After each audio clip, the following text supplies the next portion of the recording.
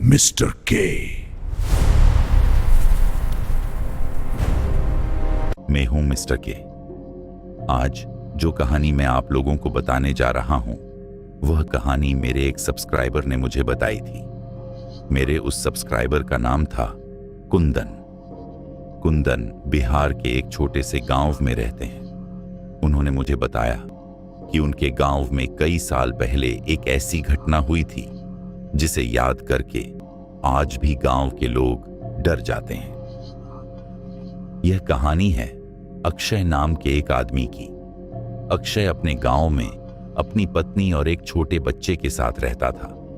उसका परिवार बहुत साधारण था। घर छोटा था, लेकिन तीनों बहुत खुशी से रहते थे।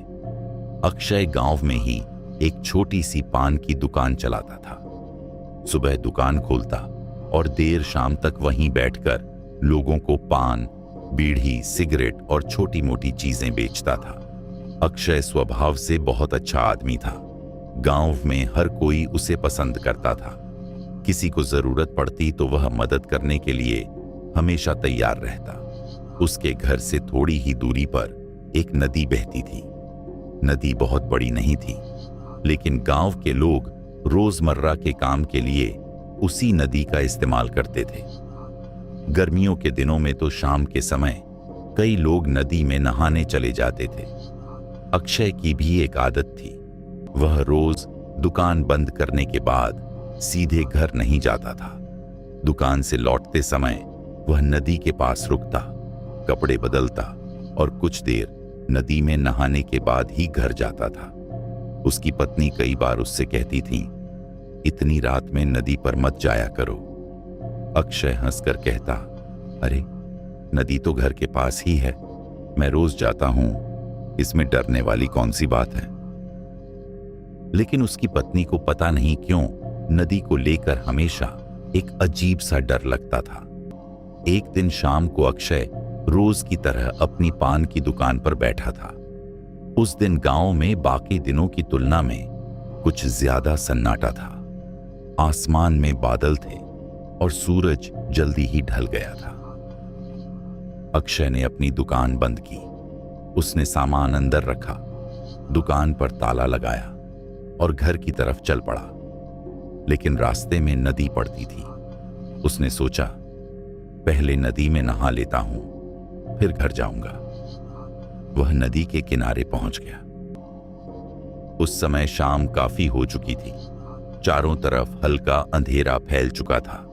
नदी का पानी बिल्कुल शांत था। अक्षय ने आसपास देखा, कोई दिखाई नहीं दे रहा था। वह कपड़े उतारकर नदी में उतर गया। पानी ठंडा था। अक्षय धीरे धीरे नदी में आगे बढ़ने लगा। उसी समय उसे पीछे से किसी की आवाज सुनाई दी, बहुत धीमी आवाज। अक्षय ने सोचा शायद गांव का कोई आदमी होगा। उसने पीछे मुड़कर देखा, लेकिन वहां कोई नहीं था। अक्षय कुछ पल तक नदी के किनारे देखता रहा। फिर उसने सोचा शायद उसका भ्रम हुआ है। वह दोबारा पानी में उतर गया। तभी फिर वही आवाज आई। इस बार आवाज थोड़ी साफ थी। अक्षय, मुझे लेकर चल। अक्षय का शरीर अचानक ठंडा पड़ गया।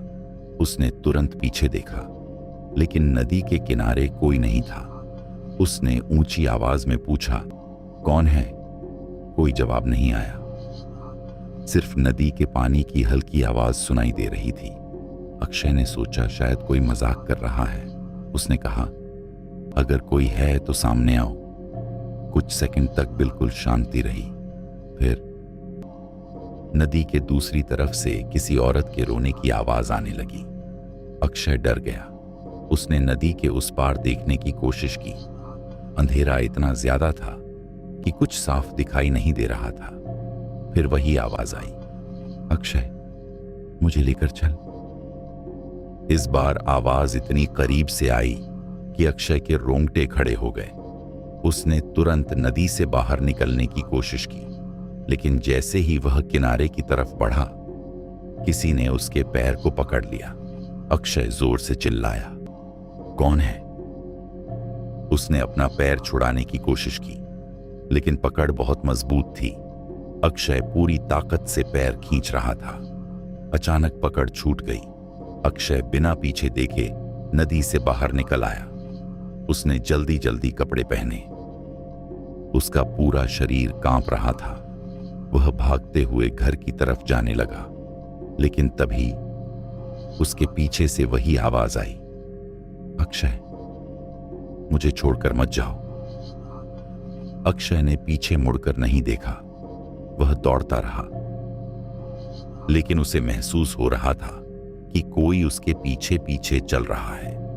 उसके पैरों की आवाज भी आ रही थी, जैसे कोई गीले पैर लेकर उसके पीछे चल रहा हो। अक्षय और तेज भागने लगा।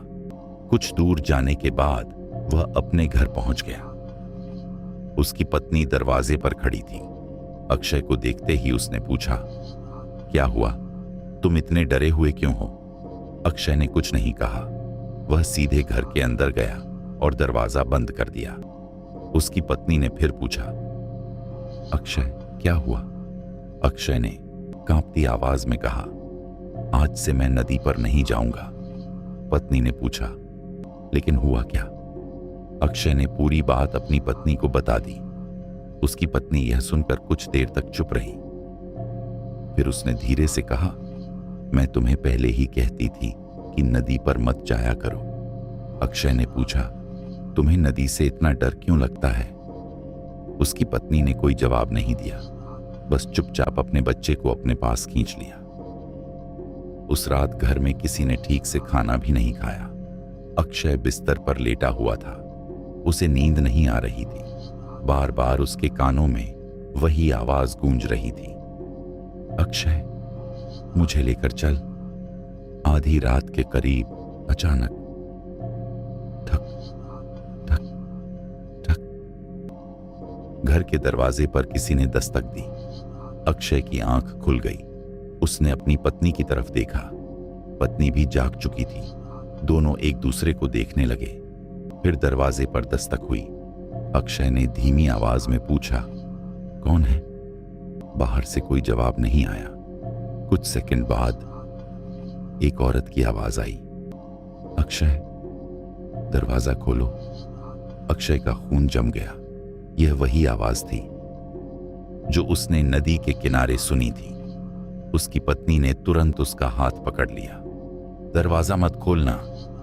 अक्षय बिल्कुल चुप बैठा रहा। बाहर से फिर आवाज आई, अक्षय, मुझे लेकर चल। अक्षय की पत्नी ने बच्चे को अपने सीने से लगा लिया। तीनों पूरी रात दरवाजे की तरफ देखते रहे। सुबह होने तक बाहर से कोई आवाज नहीं आई। सुबह अक्षय ने दरवाजा खोला। दरवाजे के सामने की मिट्टी गीली थी और उस गीली मिट्टी पर पैरों के निशान बने हुए थे, लेकिन वह इंसान के सामान्य पैरों के निशान नहीं थे। वे निशान दरवाजे से शुरू होकर सीधे नदी की तरफ जा रहे थे। अक्षय यह देखकर डर गया। उसने गांव के कुछ लोगों को बुलाया। जब लोगों ने निशान देखे तो सब हैरान रह गए। गांव के एक बूढ़े आदमी ने उन निशानों को देखते ही कहा, अक्षय, तुम कल नदी पर गए थे? अक्षय ने कहा, हाँ। बूढ़े आदमी का चेहरा अचानक गंभीर हो गया। उसने कहा, तुम्हें नदी के पास किसी ने बुलाया था? अक्षय ने घबराकर पूछा, आपको कैसे पता? बूढ़े आदमी ने कहा, क्योंकि कई साल पहले इसी नदी में एक औरत डूबकर मर गई थी। अक्षय के पैरों तले जमीन खिसक गई। बूढ़े ने आगे बताया, मरने से पहले वह औरत अपने पति को बार बार बुला रही थी, लेकिन उसका पति उसे बचाने नहीं आया। तब से गांव में कई लोगों ने नदी के पास एक औरत की आवाज सुनी है। अक्षय ने पूछा, लेकिन वह मुझे ही क्यों बुला रही थी? बूढ़े आदमी ने उसकी तरफ देखा और कहा, यह बात कोई नहीं जानता। उस दिन के बाद अक्षय ने नदी के पास जाना पूरी तरह बंद कर दिया। लेकिन कहानी यहीं खत्म नहीं हुई। कुछ दिनों तक सब ठीक रहा। फिर एक रात अक्षय के घर के बाहर किसी के चलने की आवाज आने लगी। अक्षय की पत्नी ने खिड़की से बाहर देखा। बाहर कोई नहीं था, लेकिन जमीन पर गीले पैरों के निशान थे। और वे निशान सीधे अक्षय के कमरे के दरवाजे तक आकर खत्म हो गए थे। उस रात अक्षय को फिर वही आवाज सुनाई दी, अक्षय मुझे लेकर चल।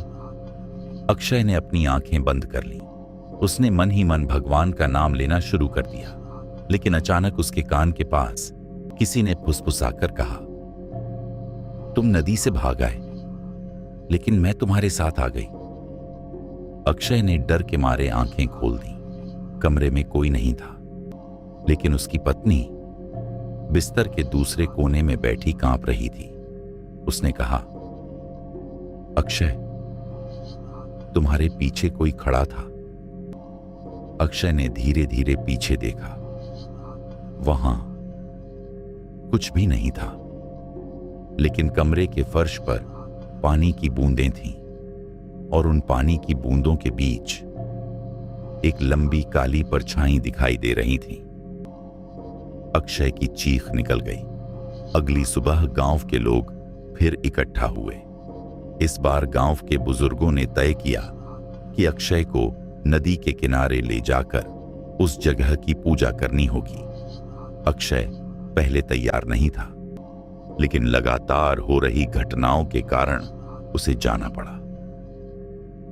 जब वे लोग नदी के पास पहुंचे तो वहां एक पुराना पेड़ था। बूढ़े आदमी ने कहा, यही वह जगह है जहां कई साल पहले उस औरत की लाश मिली थी।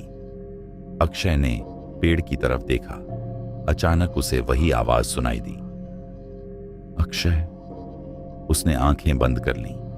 फिर आवाज आई, मुझे लेकर चल। अक्षय ने कांपते हुए कहा, तुम कौन हो? कुछ सेकंड तक शांति रही।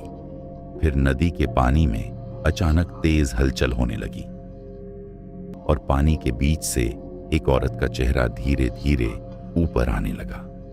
गांव के लोग डर कर पीछे हट गए। अक्षय वहीं खड़ा रह गया।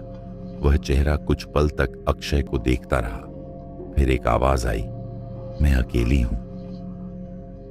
अक्षय की आंखों से आंसू निकल आए।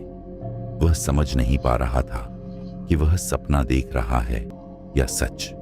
तभी गांव के बूढ़े ने जोर से मंत्र पढ़ना शुरू किया। कुछ देर बाद नदी का पानी शांत हो गया। वह चेहरा भी गायब हो गया। उस दिन के बाद अक्षय को फिर कभी वह आवाज नहीं सुनाई दी।